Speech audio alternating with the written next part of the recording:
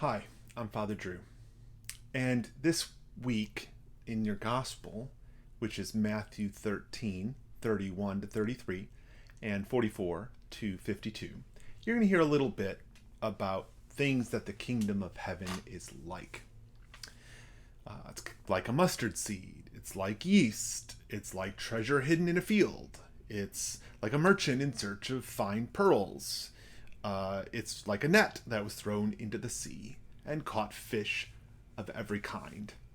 There's a way in which this parable, this collection of teachings about the kingdom of heaven, sound really easy and natural to us.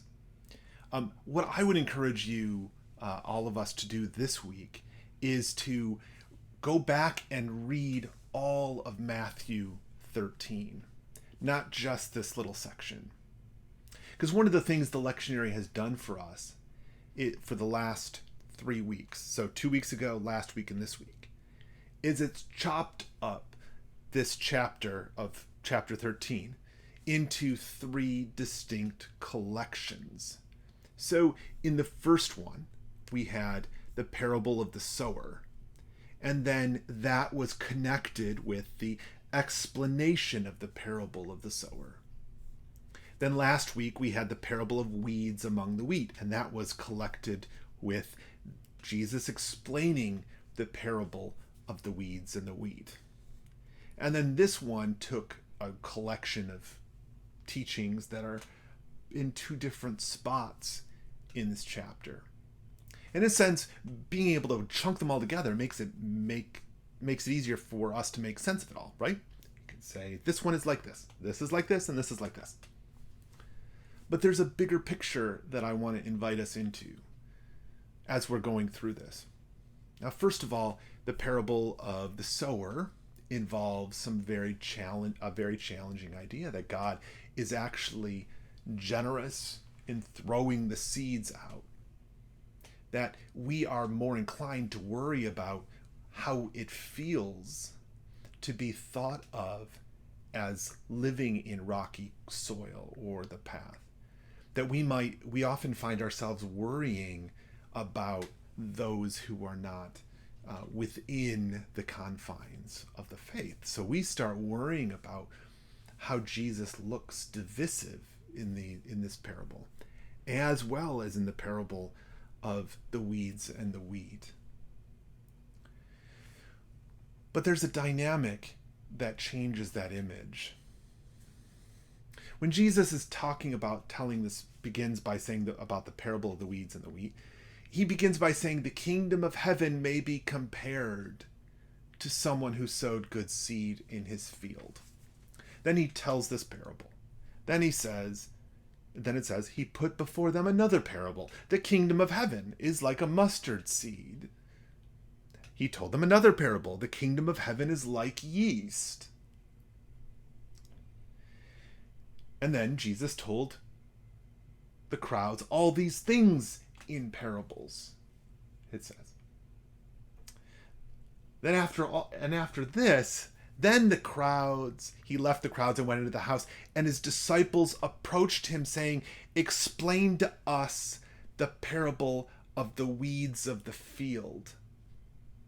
So Jesus has been teaching a bunch of parables about what the kingdom of heaven is like.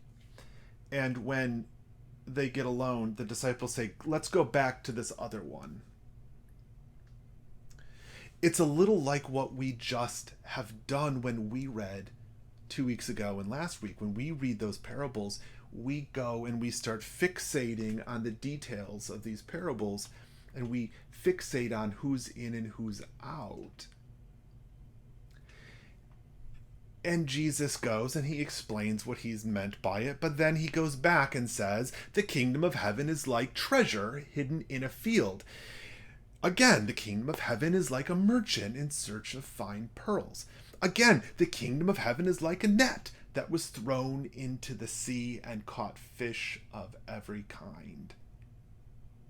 So while we're looking to drag Jesus back to figure out what he means about judging and not judging, Jesus keeps moving forward and saying, this is what the kingdom of heaven is like.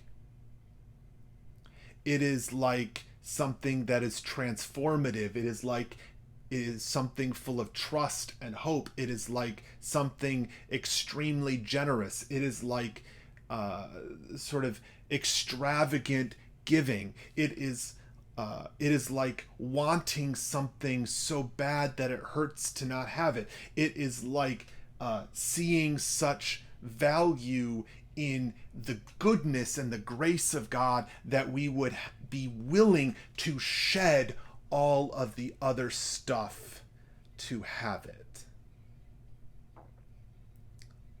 That's what Jesus is talking about, and the disciples want to hammer out what he meant by this one thing. So when we end of this gospel lesson for today about the treasures of the new and the old, it's kind of like that rummage sale, and we know that that's what that is. We know that it's trotting out the old stuff that you don't need anymore. And I know this is what we're going through at home as we're packing up and getting ready to move. We have a bunch of stuff we don't use, and we need to figure out how to get rid of it so we don't have to take it into the new place. That's what we're doing. So we're already thinking in these ways. Now, I want to give this sort of visual example. It's why I'm wearing this shirt today. In part because I want to remind you I'm on vacation. But one of the things, the more important thing, is that it's Mickey. And Mickey is the symbol of the Magic Kingdom. And I know Disney is a corporation. And Disney World is about making money. But it's also this strangely beautiful example that is in some ways closer to Jesus's description of the kingdom of heaven than even our churches are. Because this one time when when my daughter was 2 years old and we took her to the Magic Kingdom, and it was late for her. It was like 7 o'clock. She was hungry. She was tired. She was hot. She wanted to go home and go to sleep. And she was exhausted and unhappy.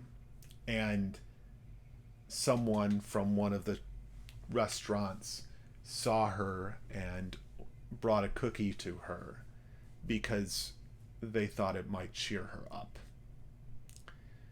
Because it is, in some ways, a different way of living in the world. When you go to the Magic Kingdom, described as the happiest place on earth, you aren't just going to a place in which it's not just an amusement park. You are going into a new experience. You are going to a place where things are different.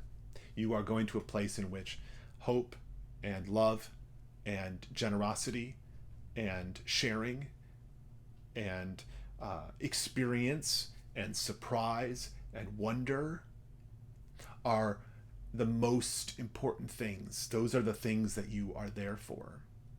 That is the currency of the place. Hope, wonder, surprise, generosity, love. And how different it is to step into that world when the world you left behind is not like that. There's a vision then that we can use to see how the Magic Kingdom functions in our world, where the Magic Kingdom is itself a bit like the kingdom of heaven, because it operates in our world and it demonstrates a different way of being than what we're used to. It affords us an opportunity to see what it's like and what it is to step into that and be into a different spot. Right? So this week, I invite you to read all of Matthew 13. I invite you to explore what it is to go toward the kingdom of heaven and not force yourself to go backward or to get lost in the tangles of this stuff, or find or worry about the judgment, or worry about the separation, or worry about the things that Jesus keeps saying are not ours to worry about. Ours to worry about is the participation in the kingdom, the transformation of the world, the creation of new things, and the becoming of something beautiful and generous and good. I hope you have a fantastic week. God bless you and be with you and love you. Amen.